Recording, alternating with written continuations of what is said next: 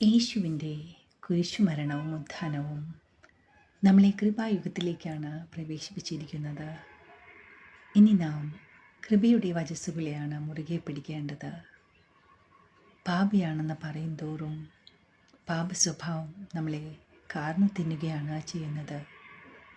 എന്നാൽ ക്രിസ്തുയേശുവിൽ ദൈവത്താൽ നാം നീതീകരിക്കപ്പെട്ടുവെന്ന് നമ്മൾ ആവർത്തിക്കുമ്പോൾ കൃപയുടെയും തേജസ്സിൻ്റെയും ജീവിതമാണ് നമ്മൾ നയിക്കുന്നത്.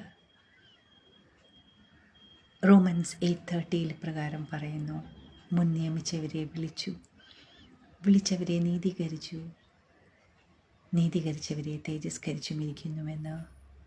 ഇനി നാം എന്തു പറയേണ്ടു?